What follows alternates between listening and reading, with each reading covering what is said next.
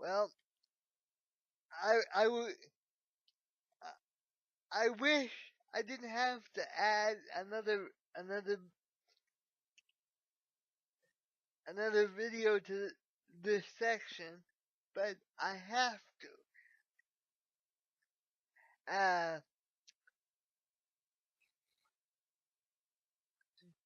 January 2nd, 2019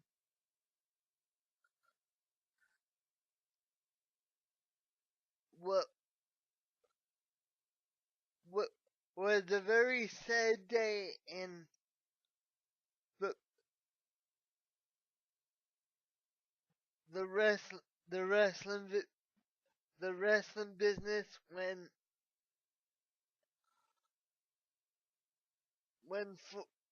when 40 plus year vet when 40 plus year veteran and WWE and NWA Hall of Famer Mean Gene Okerlund passed away at the age of 86. Uh,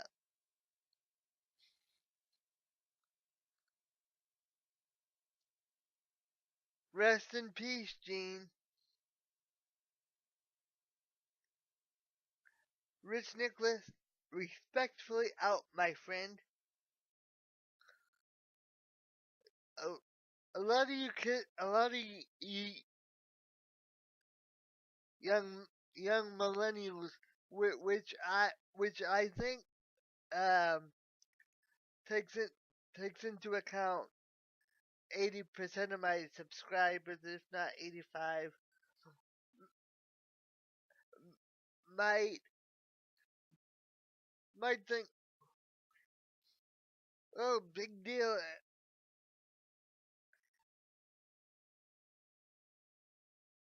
A 76-year-old a 76-year-old wrestling announcer that passed away, and what's the big deal? Vince likes young Hachitatsis anyway, so,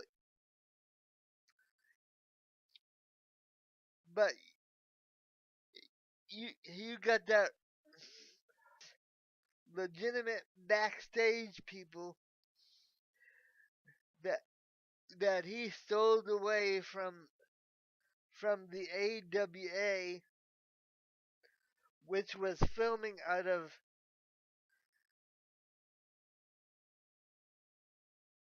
Minneapolis at the time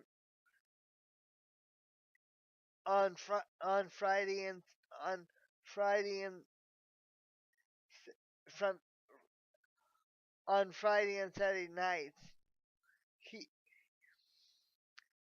he he grabbed he grabbed Gene because he wanted at that stage in Vince's life. You gotta understand his the old man's father was was was always was always was always on was always on it was always on his ass, and it wasn't until the Oakland hire that he got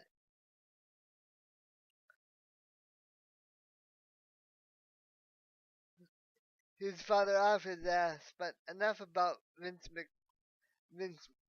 Vince McMahon and Gene Oakland.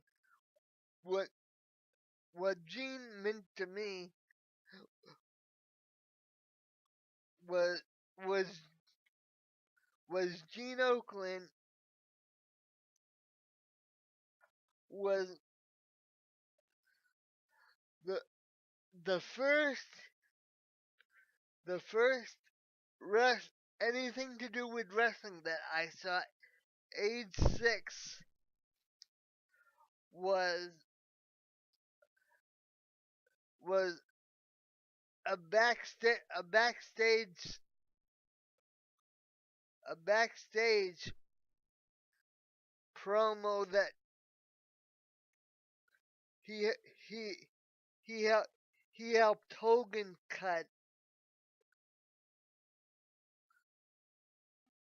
because it wasn't, believe it believe it or not, it wasn't until 1980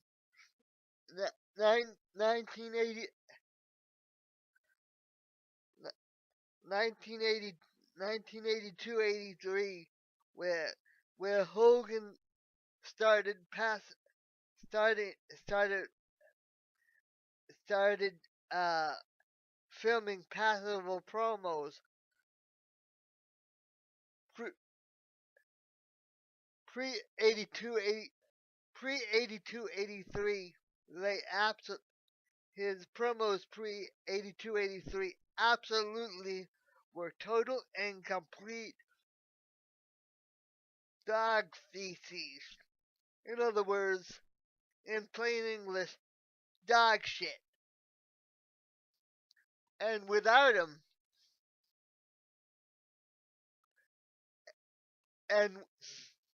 and without him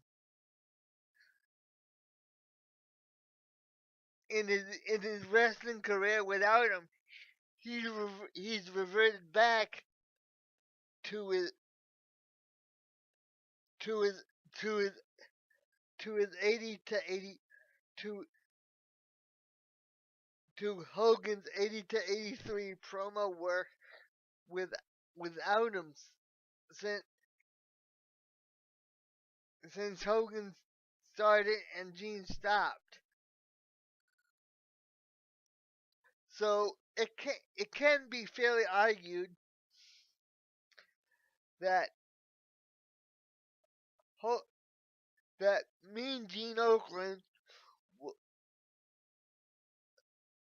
was was not was was 95% was 95% responsible for crafting the the backstage image of Hulk Hogan. Whether so really a lot of people get this backwards. A lot of people get it where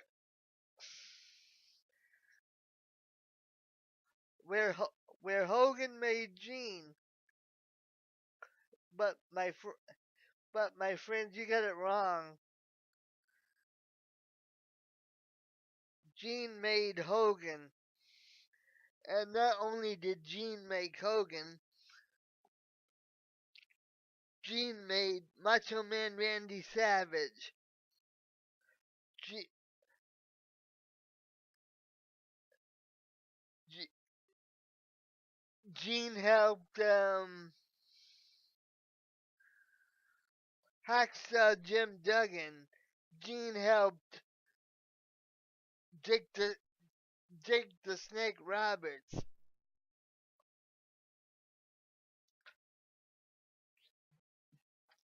Gene also helped, although albeit to a lesser extent because he didn't need it. But Gene also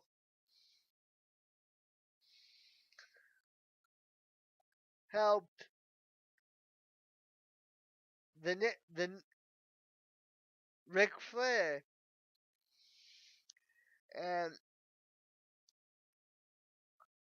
backstage and a little backstage a little backstage tidbit.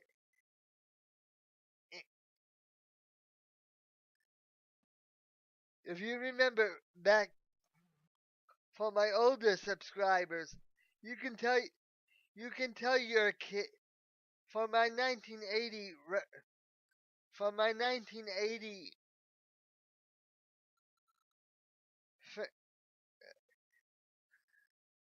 for my 1980 for my Gen Xers whose kids are my subscribers. In the next in the next in the next week to 2 weeks to a month to 2 months, you,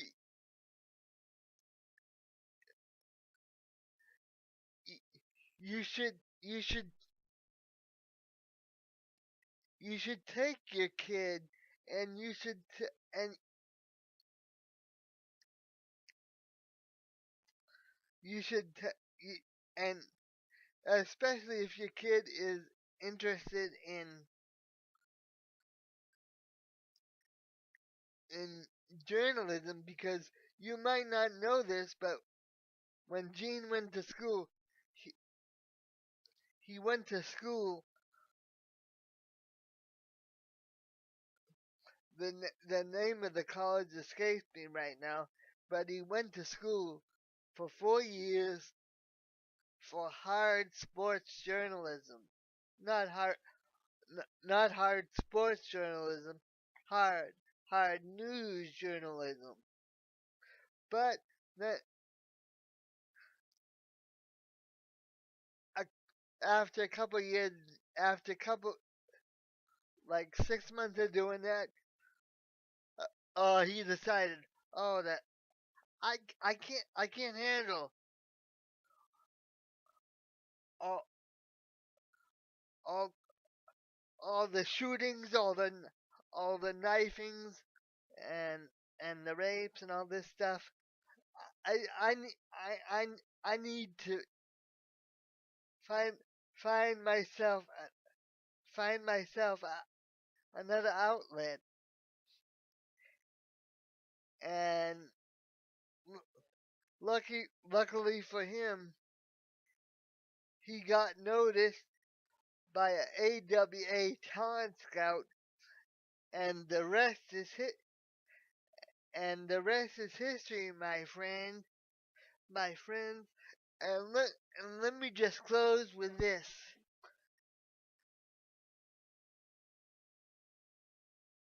85 to 90% of of what the what the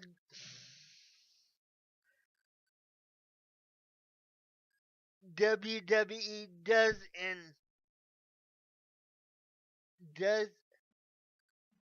does in merchandising and stuff right now was a was a was a direct conversation between Mean Gene and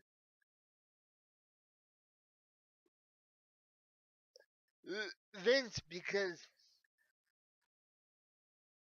Vince from 1980 from from from from 1980 from 1980 on.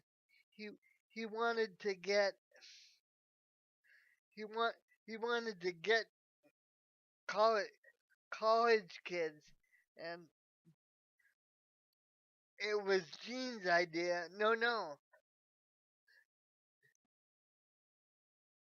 you don't want to get them at that age, because you you, you want to get them when they're 5, 6, 7. So so so 4, 5, 6, 7. So when they're 20, when they're 30, when they're 40, when they're 50, and when they're 60, and so on, they'll they'll be they'll be they'll be lifelong wrestling fans. And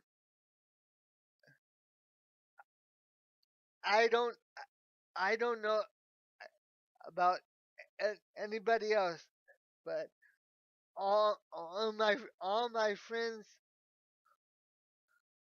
on the YWC, we we all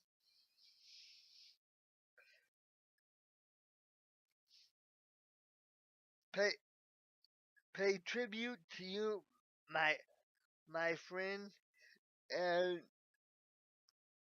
with with me,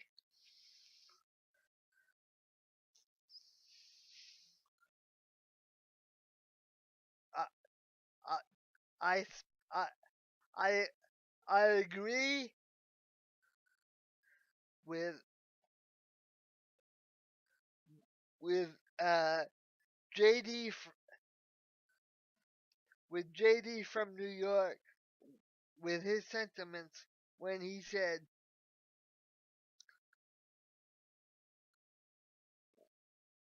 when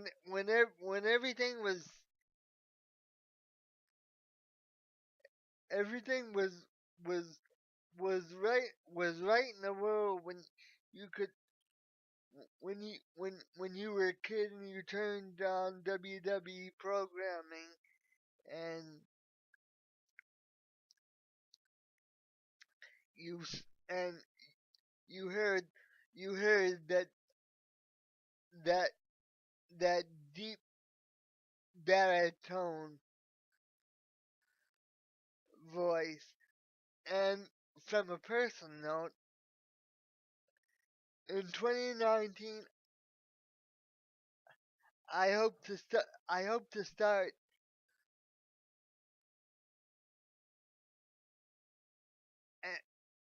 a, in an interviewing segment,